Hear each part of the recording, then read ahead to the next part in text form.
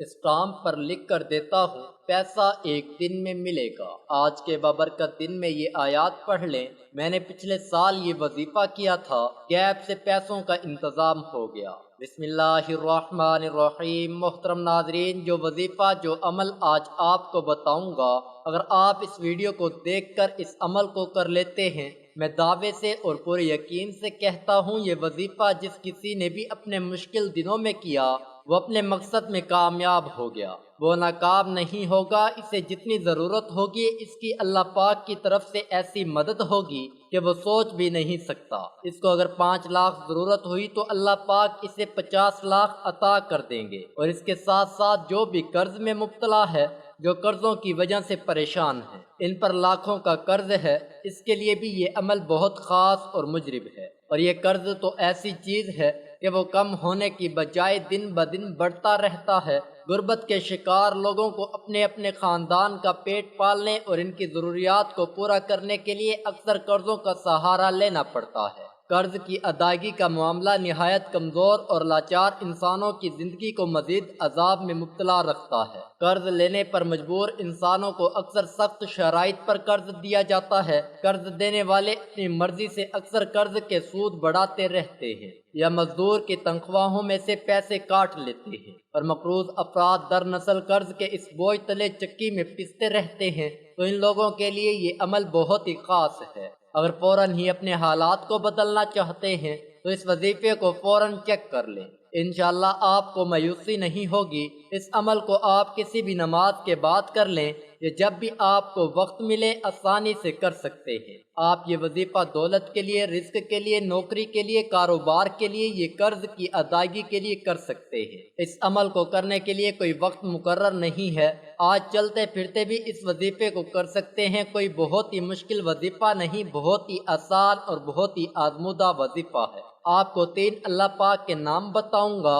آپ کو یہ جس طرح سے بتا رہا ہوں، اگر آپ نے اپنی زندگی میں ایک مرتبہ بھی کر لیا تو انشاءاللہ آپ کو ہر قدم پر کامیابی ملے گی۔ یوں تو میں آپ کو بتاؤں گا کہ یہ وظیفہ کتنے دن کرنا ہے، لیکن ایک مرتبہ کرنے سے ہی آپ کے حالات کے اندر، اپنے گھر کے اندر، کاروبار کے اندر، آپ کے رزق میں اتنی برکت، اتنی آپ کو خوشیاں ملیں گی، کیونکہ میرے دوستو جو سارا انسان کا مسئلہ ہے وہ پیسوں سے شروع ہو کر پیسوں سے ختم ہو جاتا ہے۔ تو کچھ میرے بھائی جو ہیں وہ شادی کی وجہ سے پریشان ہیں، پیسوں کی وجہ سے پریشان ہیں، پیسوں کی تنگی کی وجہ سے ان کی شادی نہیں ہو پا رہی ہے۔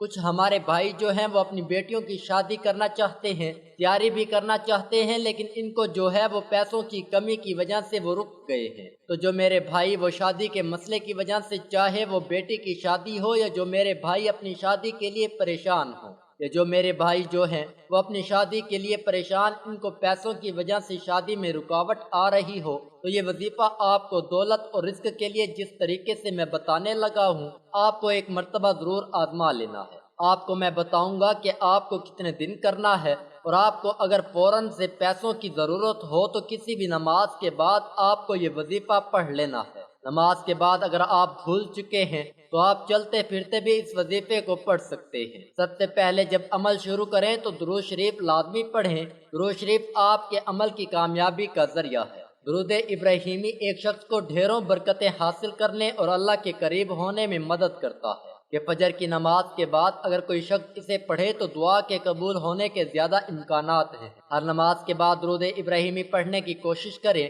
ایک بار جب آپ اپنے ایمان و سکون اور طاقت محسوس کر لیں تو درود شریف آپ کے چھوٹے گناہوں کو مٹانے میں نمایاں طور پر مدد کرے گا، اس لیے یہ جنت کی کلید ہے۔ ہم سب یقین رکھتے ہیں کہ رزق 3 شکلوں میں آتا ہے: علم، صحت اور خوراک یا پیسہ۔ درود شریف کی تلاوت آپ کی زندگی میں رزق کے بہاؤ کو بڑھانے میں مدد کرتی ہے۔ یہ ایک ایسی آیت ہے جو آزمائش کے وقت ہمیشہ آپ کو پرسکون کرتی ہے، آپ کو ہمت اور آپ کی تمام ضروریات کو حاصل کرنے میں مدد دیتی ہے۔ ایک بار میرے ساتھ بھی درود پاک پڑھیں تاکہ ہم سب ثواب کے حقدار ہو سکیں۔ اللہم صلی علی محمد وعلی آل محمد کما صلیت علی ابراہیم وعلی آل ابراہیم انک حمید مجید۔ اللہم بارک علی محمد وعلی آل محمد کما بارکت علی ابراہیم وعلی آل ابراہیم انک حمید مجید۔ ناظرین، وظیفے میں آپ نے 2-3 مرتبہ پڑھ لینا ہے۔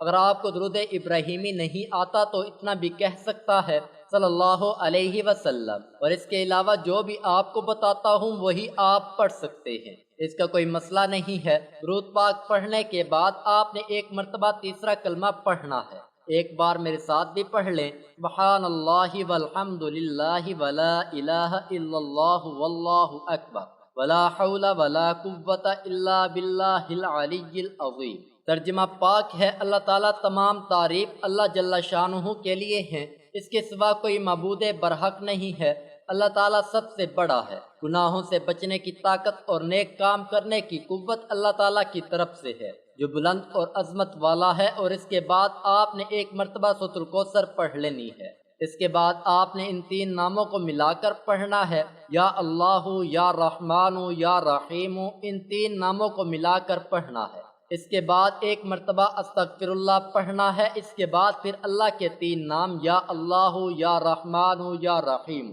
اور پھر استغفر اللہ پڑھنا ہے، یعنی کہ اللہ کے تین ناموں کے بعد استغفر اللہ آپ نے ایک تسبیح یعنی 100 مرتبہ پڑھ لینی ہے۔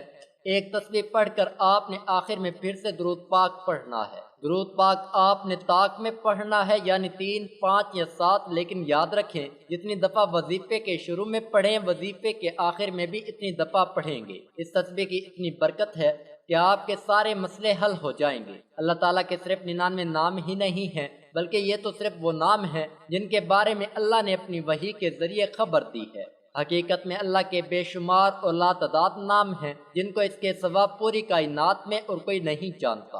ہمارے پیارے آقا سرور کائنات حضرت محمد صلی اللہ علیہ وسلم ان کلمات کے ذریعے اس طرح سے دعا کیا کرتے تھے کہ اے اللہ، میں تیرے ہر اس نام کے واسطے سے تجھ سے سوال کرتا ہوں جو تو نے اپنی ذات کے لیے پسند فرمایا، اپنی کتاب میں نازل فرمایا، یا اپنی مخلوقات میں سے کسی کو سکھا دیا، یا اس کو اپنے خزانے غیب میں چھپا کر رکھا۔ ہمیں بھی اس طریقے سے دعا مانگنی چاہیے جس طرح ہمارے پیارے آقا حضرت محمد صلی اللہ علیہ وسلم نے مانگی۔ نبی کریم صلی اللہ علیہ وسلم نے ایک آدمی کو سنا، وہ ان الفاظ کے ساتھ دعا کر رہا تھا، اے اللہ، بے شک میں تجھ سے سوال کر رہا ہوں اس لیے کہ تو ہی اللہ ہے، تیرے سوا کوئی معبود نہیں، تو ایسا اکیلا ہے، بے نیاز ہے کہ تیرا کوئی باپ نہیں ہے اور نہ کوئی اولاد ہے اور نہ کوئی تیرا ہم مثل ہے۔ رسول اللہ صلی اللہ علیہ وسلم نے فرمایا، قسم ہے اس ذات کی جس کے ہاتھ میں میری جان ہے، اس نے اللہ سے ایسے اسم اعظم کے ذریعے سوال کیا جس کے ذریعے جو بھی اللہ سے مانگا جائے اللہ تعالیٰ اپنے بندے کو ضرور ادا کرتا ہے۔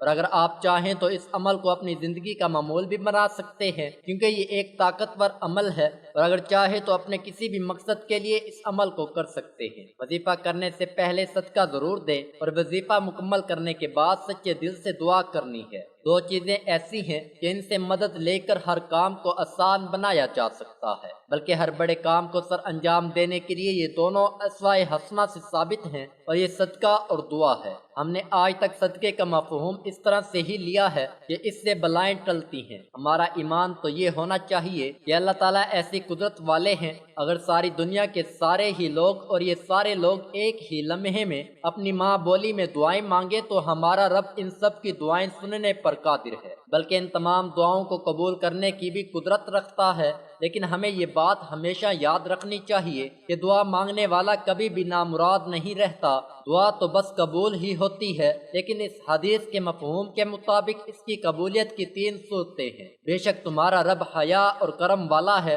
جب اس کی جانب میں کوئی بھی ہاتھ اٹھاتا ہے تو وہ ان کو خالی ہاتھ لٹاتے ہوئے شرماتا ہے۔ جو بھی مسلمان ایسی دعا کرتا ہے جس میں گناہ اور قطع رحمی نہ ہو تو اللہ تعالیٰ اس دعا کے بدلے اپنے بندے کو 3 چیزوں میں سے ایک چیز عطا کرتے ہیں، یا اس دعا کو جلد قبول کر لیتا ہے، یا اس دعا کو آخرت کے لیے ذخیرہ بنا دیتا ہے، یہ جیسی برائی کو اس سے دور کر دیتا ہے۔ صحابہ کرام رضی اللہ تعالی عنہ نے کہا، پھر تو ہم زیادہ دعائیں کریں گے۔ آپ نے فرمایا، اللہ کا فضل بھی بہت زیادہ ہے، لہذا آج کے بعد ہم میں سے کسی کے بھی ذہن میں یہ خیال نہ آئے یہ میری دعا قبول نہیں ہوتی، بلکہ ہم سب کے ذہن میں یہ خیال ہمیشہ رہے کہ ہماری دعائیں ان تینوں صورتوں میں سے کسی ایک صورت میں قبول ضرور ہوتی ہے۔ اللہ کے ہاں اس بندے کی نیت اور گمان بہت اہم ہے، اس لیے دعاؤں کے سلسلے میں بدگمانی سے بچو اور اپنی دعاؤں کی قبولیت سے متعلق نیت نیک اور بہتر رکھیں۔ اللہ تعالی ہماری دعا اور عبادت کو اپنی بارگاہ میں قبول اور منظور فرمائے، آمین۔ ناظرین، کمنٹ باکس میں اللہ تعالیٰ کے 99 ناموں میں سے ایک نام ضرور شیئر کریں۔ صرف آج کے دن قرآن پاک کی سورت اور اللہ تعالیٰ کا یہ نام کسی بھی نماز کے بعد پڑھ لو، پھر اگلے دن انشاءاللہ تعالیٰ غیب سے اتنا رزق آئے گا کہ آپ حیران رہ جاؤ گے۔ 100 کروڑ بھی مانگو گے تو انشاءاللہ تعالیٰ وہ بھی ملے گا۔ بسم اللہ الرحمن الرحیم۔ السلام علیکم ورحمۃ اللہ وبرکاتہ۔ تو محترم ناظرین کرام، آپ یہ ایک جادوئی وظیفہ کر لو، پھر انشاءاللہ تعالیٰ دولت آپ کے گھر آنے کو ترسے گی، اور اتنی دولت آ جائے گی کہ آپ گنتے گنتے تھک جاؤ گے، لیکن پھر بھی دولت شمار نہیں کر پاؤ گے۔ آپ نے کسی بھی نماز کے پڑھنے کے بعد اس اسم مبارک اور سورہ مبارکہ کو پڑھنا ہے، انشاءاللہ تعالیٰ آپ ایک دن میں ہی کروڑ پتی بن جائیں گے۔ ناظرین، آج آپ کی خدمت میں ایک بہت ہی خاص اور مجرب وظیفہ لے کر حاضر ہوئے ہیں۔ یہ ایک روحانی وظیفہ ہے۔ ناظرین، قرآن مجید کے اندر ایک سورت ہے، اس سورت سے اللہ پاک کو بہت محبت ہے، اور یہ سورت اللہ تعالیٰ بزرگوں برتر کو اتنی پسند ہے کہ جو میرا بھائی بہن ظہر کی نماز کے بعد یا کسی بھی نماز کے بعد صرف اور صرف 100 مرتبہ اس سورت کو پڑھ کر اللہ تعالیٰ سے ہاتھ اٹھا کر دعا مانگتا ہے تو اس کی دعا فوراً بارگاہ الہی میں پہنچ جائے گی انشاءاللہ۔ ناظرین کرام، اگر آپ کو اس پوری دنیا کی سلطنت چاہیے تو آج ہی اس سورت کو 10 مرتبہ کسی بھی نماز کے بعد پڑھ کر دیکھ لیں۔ اس سورت کے پڑھنے کے بعد ہاتھ اٹھا کر جو بھی مانگو گے،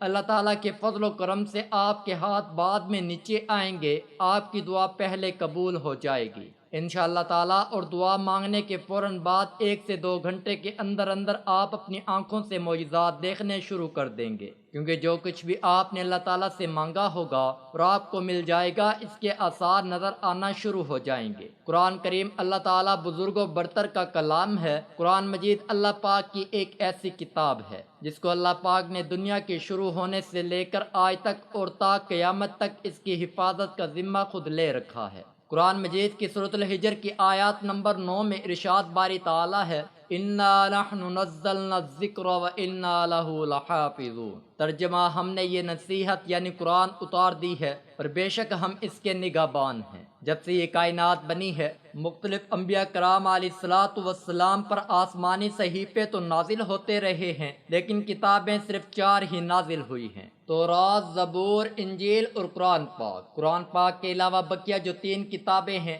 ان میں بہت تبدیلی ہو چکی ہے۔ اب ان کی تعلیمات پر عمل کرنا ہمارے لیے خطرے سے خالی نہیں ہے، لیکن قرآن مجید ایک ایسی واحد کتاب ہے جو عہد اللہ تعالیٰ کا کلام ہے کہ جس کی حفاظت کا ذمہ خود اللہ تعالیٰ نے لے رکھا ہے، اور قرآن پاک میں واضح بتا دیا ہے کہ اس پاک کلام کی ایک ایک جو آیات ہے، ایک ایک جو زیر ہے، زبر ہے، پیش ہے، شد ہے، مد ہے یا جز وغیرہ ہیں، وہ تمام کے تمام حق اور سچ ہیں۔ اور اس کلام پاک میں اتنی برکت ہے، اتنی طاقت ہے اور اتنی فضیلت ہے کہ جو شخص اس قرآن پاک کو اپنے سینے سے لگا لیتا ہے تو پھر اس دنیا کی کوئی ایسی چیز نہیں ہے جو اس کو حاصل نہ ہو گئی، اور اس دنیا کی تمام تر پریشانیاں ختم ہو جائیں گی۔ آج قرآن مجید کی ایک مختصر سی صورت اور اللہ پاک کے اسم مبارک کا وظیفہ ہے جو آپ کی خدمت میں لے کر حاضر ہوئے ہیں، اور اس وظیفے کی اتنی برکت ہے کہ اگر آپ کو دولت کی ضرورت ہے، رزق کی شدید ضرورت ہے، تو آپ اس وظیفے کو ایسے طریقے سے کریں کہ صرف اور صرف اللہ پاک کو ہی راضی کرنے کے لیے کیا جائے، اور سچے دل سے کیا جائے تو اللہ پاک اس سے بہت خوش ہوتا ہے،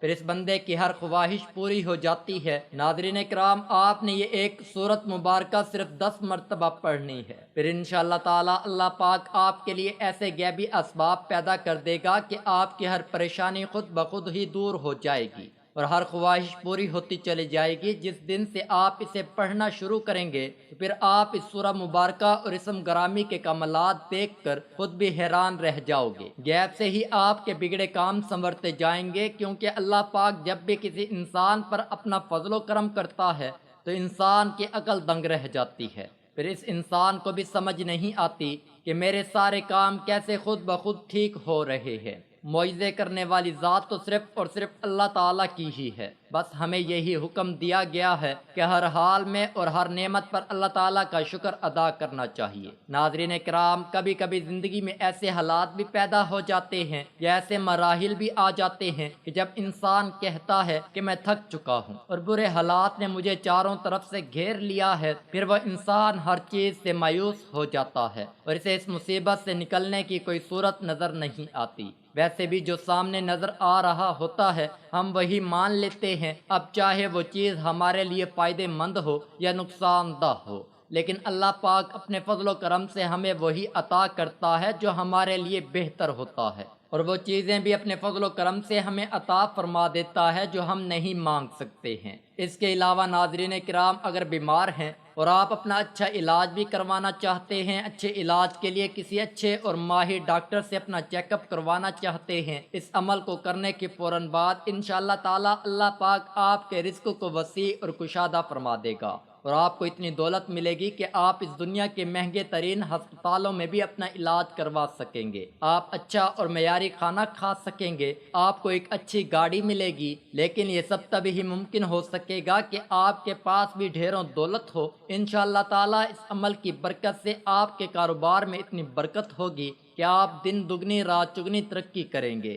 ناظرین، ہم نے اس دنیا کو اولین ترجیح دے دی اور دین کو ہم نے کہیں بہت پیچھے چھوڑ دیا ہے، اور ہماری بستی اور زوال کی یہی ایک بہت بڑی وجہ ہے، اور ہمارے ناکامی کی ایک بڑی وجہ یہ ہے کہ ہم نے اللہ تعالیٰ اور اس کے نبی اکرم صلی اللہ علیہ وسلم کا بتایا ہوا راستہ چھوڑ دیا ہے، اور دنیا کے پیچھے ایسے بھاگ رہے ہیں کہ نہ تو ہمیں فرض نماز کی فکر ہے، نہ تلاوت قرآن کی فکر ہے، اور نہ ہی مزید دینی احکامات کی فکر ہے، جیسا کہ صدقہ، خیرات، زکوٰۃ وغیرہ، اور بعد میں پریشان پھرتے رہتے ہیں کہ دن بدن یہ کیا ہو رہا ہے، ہماری تو زندگی دشوار ہو رہی ہے۔ ناظرین، آپ اس وظیفے کو ایک مرتبہ کر لیں، مختصر سا ایک عمل ہے، اور جو لوگ روزہ رکھیں نماز کے بعد اس سورت کو پڑھ کر، یعنی فرض نماز پڑھنے کے بعد فوراً بعد ہاتھ اٹھانے سے پہلے، دعا مانگنے سے پہلے وہ اس سورت کو ایک مرتبہ پڑھ کر اللہ تعالیٰ سے دعا مانگتے ہیں تو اللہ تعالیٰ ان کی ایسی غیبی طریقوں سے مدد کرتا ہے کہ بندہ حیران رہ جاتا ہے۔ آج اگر